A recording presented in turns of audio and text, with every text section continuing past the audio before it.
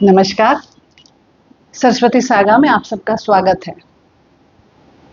हमारे देश में सबसे ज़्यादा ज़मीन रेलवेज के पास है, दूसरे नंबर की ज़मीन डिफेंस के पास है और तीसरे नंबर पे आता है वक्फ बोर्ड। एक बहुत बड़ी बॉडी है। 2012 में जो कर्नाटक में वक्फ में घोटाला हुआ वो इतना बड़ा था, वक्फ के खुद चेयरमैन ने ये शिकायत की थी। क्या थी वो? आज हम हमारे ड्राइंग रूम में बैठ के तरह तरह की राय बना रहे हैं कि अच्छा हुआ ये पास हो गया, नहीं ये नहीं होना चाहिए था, बगैर ये समझे, बगैर ये जाने कि ये है क्या, बात क्या है, मुद्दा क्या है। तो इसीलिए आज संक्षिप्त में बहुत सिंपल वर्ड्स में मैं आपके सामने रखना चाहती हूँ कि वक्फ और वक्फ अमेंडमेंट है क्या। उसके बाद अपनी राय बनाइए कि क्या सही और क्या गलत। वक्फ का मतलब इस्लाम में होता है दान देना, अपने धर्म, अपने जो रिलीजन की बढ़ोतरी के लिए, उसके लोगों की सहाय के लिए जो दान दिया जाता है उसे वक्फ कहते हैं। देने वाला वाकिफ होता है। आप अपनी प्रॉपर्टी, मूवेबल या इमूवेबल, चलित या अचलित प्रॉपर्टी आप दान में दे सकते हैं। उस प्रॉपर्टी का ध्यान रखने के लिए एक मुतावली नियुक्त किया जाएगा, एक केयर टेकर रखा जाएगा और इन सारी प्रॉपर्टीज़ का जो ध्यान रखने के लिए एक कमेटी बनाई, एक समिति बनाएगी, एक बोर्ड बनाया गया जिसका नाम वक्फ बोर्ड है। ये बोर्ड एडमिनिस्ट्रेशन करता है उन सारी प्रॉपर्टीज जो वक्फ में दी गई है। इन प्रॉपर्टीज में उसका काम है कि अपनी धर्म के हेतु, धर्म के लोगों के सहाय के लिए स्कूल्स बनाए, कब्रिस्तान या मस्जिद बनाए और इन चीज़ों से जो भी इनकम जनरेट होती है इसमें से 7% वक्फ को जाता है, क्योंकि वक्फ में भी एडमिनिस्ट्रेशन कॉस्ट रहती है। इंडिया के हर स्टेट में एक वक्फ बोर्ड है और सेंटर में एक वक्फ काउंसिल है इन सब के ऊपर, और एक वक्फ ट्रिब्यूनल है, यानी कि वक्फ के लिए कोर्ट है। अगर कोई शिकायत हो, कोई बात उलझ जाए या किसी को कंप्लेन करनी हो तो वो कोर्ट में या हाई कोर्ट या सिविल कोर्ट में नहीं जाता, जैसे दूसरे रिलीजन्स में सिविल या हाई कोर्ट में जाता है, रेवेन्यू कोर्ट में जाती है बात, लेकिन वक्फ में उनके ट्रिब्यूनल पे ही जाती है और जो ट्रिब्यूनल का डिसीजन होता है वो फाइनल होता है। ये तो था ढांचा। हर स्टेट में एक सर्वे कमिश्नर नियुक्त करता है जिसका खर्चा स्टेट गवर्नमेंट उठाती है। वो सर्वे करता है कि कौन सी प्रॉपर्टी है ये वक्फ के नीचे है, ये वक्फ क्लेम कर रही है। तो ब्रिटिशरों ने, अंग्रेजों ने तो इसे इलीगल वक्फ को कह दिया था कि ऐसा कोई, ये सही नहीं है।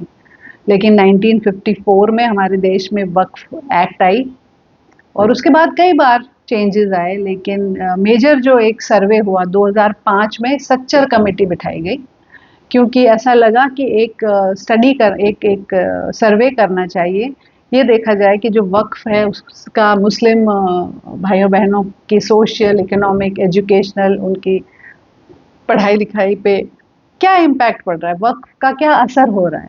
तो जब सर्वे की रिपोर्ट आई उसमें उन्होंने बताया कि उस वक्त 4.9 लाख वक्फ की प्रॉपर्टीज थी 2006 में। उस वक्त 4.9 लाख वक्फ प्रॉपर्टीज थी, ज़्यादातर वेस्ट बंगाल और उत्तर प्रदेश में ज़्यादा थी। इनकी जो मार्केट वैल्यू थी वो करीब 1.2 लाख करोड़ थी। बुक्स में इनकी जो वैल्यू थी वो करीब 6000 करोड़ थी 2006 में। और इतनी बड़ी ज़मीन होने के बावजूद जो इनकम पेपर्स पे थी वो सिर्फ 163 करोड़ सालाना थी, जो कि बहुत कम है। वो आंकड़ों में 2.7% इनकम एनुअल गिनी जाती है, तो ये बहुत कम था। इससे ये बात सामने आई कि शायद कहीं ना कहीं कोई मिसमैनेजमेंट है, कहीं ना कहीं कुछ गड़बड़ हो रही है। तो इसीलिए सच्चर कमेटी ने अपने सुझाव पार्लियामेंट को दिए कि ये बिल, ये अमेंडमेंट्स होनी चाहिए। जो सुझाव उन्होंने दिए थे वो थे कि रूल्स बड़े स्ट्रिक्ट होने चाहिए, डिजिटल रिकॉर्ड्स मेंटेन होनी चाहिए वक्फ में, वुमेन रिप्रेजेंटेशन होना चाहिए, ये 2006 में सच्चर ने रिकमेंड किया था, टाइमली सर्वेज होते रहने चाहिए, नॉन मुस्लिम प्रोफेशनल्स होने चाहिए बोर्ड में। तो जब 2024 में गवर्नमेंट ने ये अमेंडमेंट रखा पार्लियामेंट में बिल, तो उसमें सच्चर कमेटी को ध्यान में रखते हुए रखा गया था, लेकिन बहुत क्रिटिसिज्म हुआ तो ये बिल जॉइंट पार्लियामेंट्री कमेटी को दे दिया गया। वहाँ पे सब पार्टीज़ के रिप्रेजेंटेटिव थे और बहुत स्कॉलर्स, बहुत एक्सपर्ट्स और रिलीजियस लीडर्स को के साथ चर्चा करते हुए एक पूरी अमेंडमेंट तैयार करी गई। 25 अमेंडमेंट्स की गई और वो बिल पार्लियामेंट में रखा और वो पास हो गया। लेकिन अभी कई ऐसे मुद्दे हैं जिस पे विवाद है कि ये क्यों हुआ। हम आज मैं आपके सामने कुछ ऐसे अमेंडमेंट्स रखूंगी उन 25 में से जो मेजर है मुझे लगता है, और ये पुराना क्या था और नया क्या है। सबसे पहले पुराने में जो सर्वे कमिश्नर था, मैंने आपको बताया, वो चेंज करके ये रिस्पॉन्सिबिलिटी डिस्ट्रिक्ट कलेक्टर को दी गई है। उसकी वजह ये है कि डिस्ट्रिक्ट कलेक्टर को बेटर नॉलेज होता है रेवेन्यू रिकॉर्ड्स का, उसकी ट्रेनिंग होती है, तो वो ज़्यादा न्याय कर पाएगा। सेकंड जो चेंज किया गया वो ट्रिब्यूनल्स जो थे कि आप वक्फ का जो केस है सिर्फ ट्रिब्यूनल के पास जाएगा, वो हटा के ये प्रोविज़न किया गया कि कोर्ट और हाई कोर्ट में भी आप, सिविल कोर्ट या हाई कोर्ट में भी आप जा सकते हैं। तीसरा जो लिमिटेशन थी, एक जो रूल था वक्फ का कि अगर वक्फ क्लेम करता है और वो गज़ट निकालता है कि ये प्रॉपर्टी हमारी है और वो मेरी प्रॉपर्टी है, तो मुझे सिर्फ 1 साल मिलता है काउंटर करने के लिए कि नहीं ये मेरी प्रॉपर्टी है। और 1 साल तो समझ में पता भी नहीं चलता था कौन गज़ट्स पढ़ता है, तो बहुत कम समय था, जबकि हमारी जो लिमिटेशन एक्ट है उसके तहत हमें 12 साल मिलते हैं एक इंडिविजुअल को वापस केस करने के लिए। तो ये लिमिट हटाई गई और हमारी जो कॉन्स्टिट्यूशनल लिमिट है वही डाली गई। एक और जो चेंज हुआ, गवर्नमेंट लैंड अमेंडमेंट, आज के दिन में 5,973 5,973 गवर्नमेंट प्रोजेक्ट्स ऐसे हैं जो रुके हुए हैं क्योंकि वो वक्फ प्रॉपर्टी है और वक्फ मना कर रहा है। आज आप देखिए सिविल यूटिलिटीज़ के लिए गवर्नमेंट को अगर चाहिए तो वो किसी की भी ज़मीन ले सकते हैं क्योंकि वो हमारे देश की उन्नति के लिए है, सबके फ़ायदे के लिए, लेकिन वक्फ के नहीं ले सकते। अगर वक्फ ने उस पर दावा कर लिया तो वो नहीं ले सकते।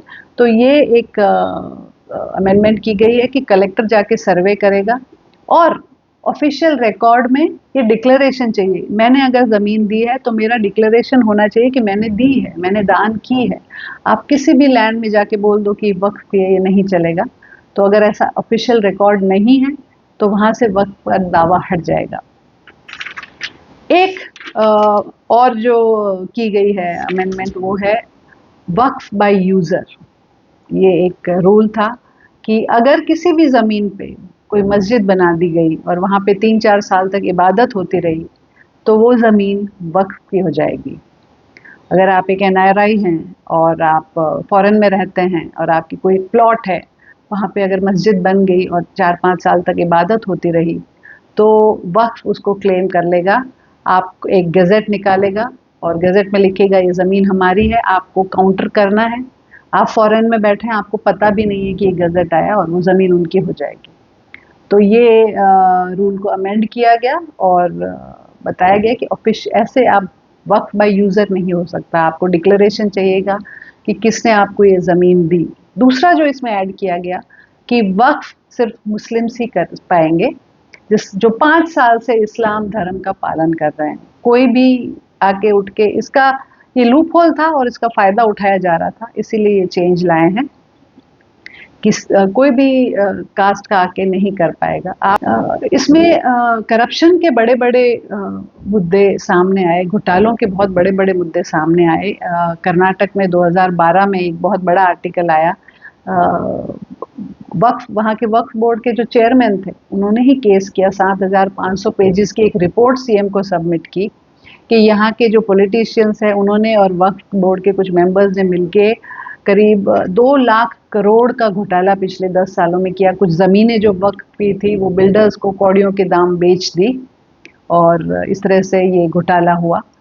तो ये एक लूप होल्स थे, जो अच्छा एक काम शुरू हुआ था उसमें ये अनफॉर्चुनेटली ऐसे तत्व घुस गए थे उन्हीं को कंट्रोल करने के लिए।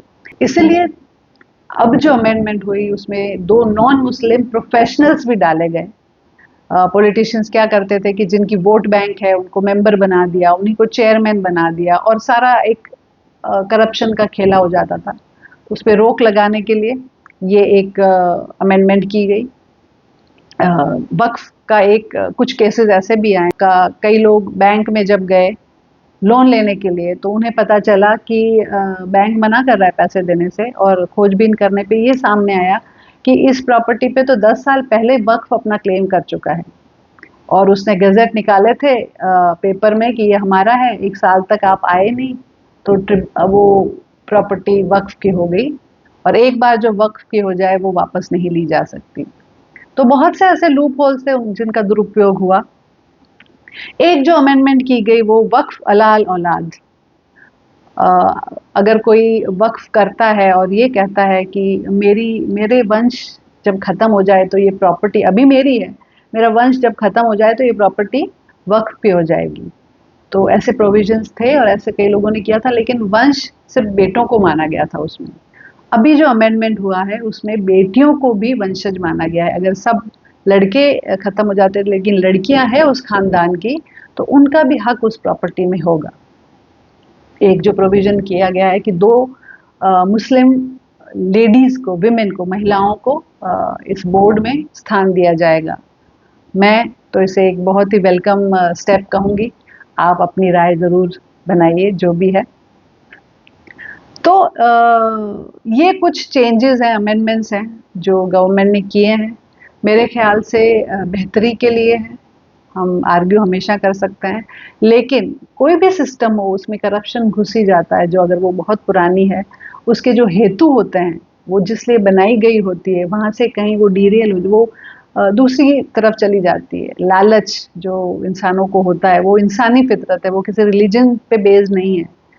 तो हर सिस्टम को टाइम टू टाइम क्लीन करना पड़ता है। हर सिस्टम के जो रूल्स हैं वो हर समय बदलने पड़ते हैं। तो ऐसे ही कुछ बदलाव किए गए हैं। आप भी इन पे ज़्यादा पढ़िए और फिर अपनी राय कायम कीजिएगा। धन्यवाद। जय हिंद।